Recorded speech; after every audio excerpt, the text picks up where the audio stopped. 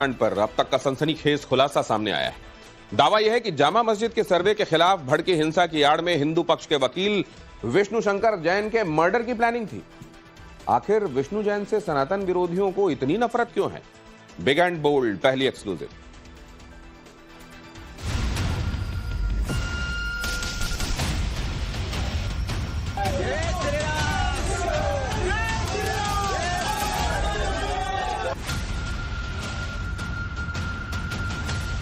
चौबीस तारीख को जो हिंसा है उसमें एक वकील है जो कि बाहर से आते हैं और वो जगह जगह पे एप्लीकेशन डालते हैं। इसको जामा मस्जिद के अंदर किसी भी सूरत में पहुंच के उस व्यक्ति को खत्म करना है। माथे पर तिलक, चेहरे पर दाढ़ी और काला कोट, इस शख्स से आप जरूर वाकिफ होंगे। नाम है विष्णु शंकर जैन।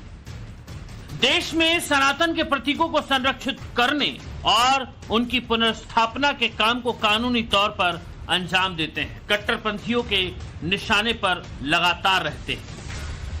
अब की बार पेशे से सुप्रीम कोर्ट के वकील विष्णु शंकर जैन की हत्या की साजिश रची गई है। प्लानिंग विदेश में बनी और इसे संभल में उसी तारीख को अंजाम दिया जाना था जब कोर्ट के आर्डर के बाद विष्णु शंकर जैन संभल जामा मस्जिद सर्वे के लिए आए हुए थे। ये खुलासा किया है पुलिस की कस्टडी में दिख रहे इस शख्स ने। नाम है गुलाम। पिछले साल नवंबर में संभल के शाही जामा मस्जिद के सर्वे के दौरान हिंसा फैल गई थी। कई लोगों की मौत हो गई थी और बड़ी संख्या में लोग घायल भी हुए थे। पुलिस ने कड़ी कार्रवाई करते हुए संभल हिंसा में शामिल कई आरोपियों को गिरफ्तार किया। इस बीच हिंसा के मामले में गिरफ्तार इस गुलाम ने अब तक का सबसे बड़ा खुलासा किया है। गुलाम ने बताया कि संभल में हिंसा के दौरान वकील विष्णु शंकर जैन को मारने की प्लानिंग की गई थी। गुलाम दुबई में बैठे शारिक साटा नाम के आदमी के लिए काम करता है और हथियारों की तस्करी करता है। शारिक साटा की शय पर ही वकील विष्णु शंकर जैन को मारने की पूरी प्लानिंग की गई थी। पुलिस की पूछताछ में गुलाम ने बताया कि पिछले काफी समय से हथियारों की तस्करी का धंधा कम हो गया था। इसके चलते शारिक साटा ने गुलाम के साथ मिलकर प्लान बनाया कि सर्वे के दौरान विष्णु शंकर जैन की हत्या कर दी जाए। इससे हिंसा भाग जाएगी और हथियारों की तस्करी का काम एक बार फिर से शुरू हो जाएगा।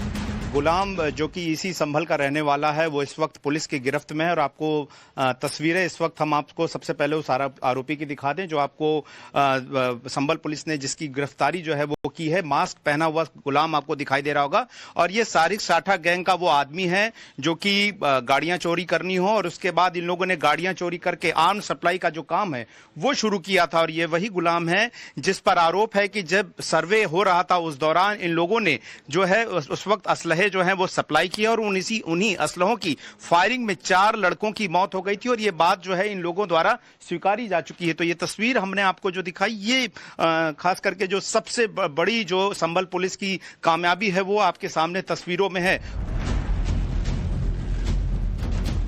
आर्म सप्लायर शारिक साटा का राइट हैंड कहे जाने वाले इस गुलाम के पास से पुलिस ने कई हथियार जब्त किए हैं। इसमें एक देसी pistol, 9mm magazine, 2 pistol, 32 bore magazine, विदेशी मार्क के 9mm के 5 जिंदा कारतूस, 315 बोर का एक जिंदा कारतूस, विदेशी मार्क का 12 बोर के 7 जिंदा कारतूस, .22 बोर और 30 बोर के एक कारतूस के साथ 2 मोबाइल जब्त किए गए हैं।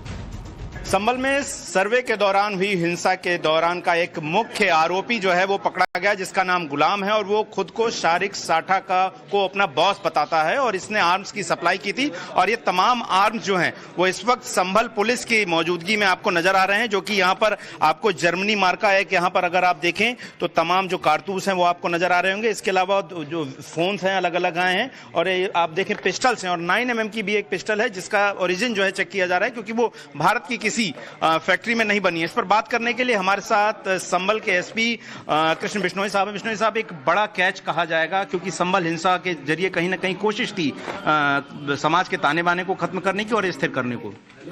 24 नवंबर को हिंसा में जिस व्यक्ति के द्वारा अपने जो साथी है और गुर्गे हैं और उत्साही लड़के थे उनको असला देने का काम किया था, और असले के साथ साथ में आज रिकवरी में पुलिस को 9mm की पिस्टल, उसके अलावा 32 बोर की पिस्टल, तमंचा, चेकोस्लोवाकिया, यूके, यूएस और इस तरीके के तमाम कंट्रीज के कार्ट्रिजेज हैं वो पुलिस को मिले हैं। इससे रिकवरी हुई है। उसके अलावा इसने एडमिट किया है कि सारिक साठा इसके साथ में बॉस के कहने पे उसने इस घटना को अंजाम दिया था। इनका मुख्य उद्देश्य जो घटना के लिए जो वकील आए थे उनको हताहत करने के बाद में ये किसी भी तरीके से सर्वे ना हो, इसके लिए ये इस घटना को कारित किया गया था। दुबई में बैठे जो सारिक साठा के आर्डर पर विष्णु शंकर जैन को मारने की सुपारी इस गुलाम ने उठा रखी थी, वो विष्णु शंकर जैन और उनके पिता हरिशंकर जैन किसी पहचान के मोहताज नहीं है। चाहे ज्ञानवापी मस्जिद केस हो या फिर संभल शाही जामा मस्जिद, पिता और पुत्र की ये जोड़ी अदालतों में हिंदू पक्ष का प्रतिनिधित्व करती है।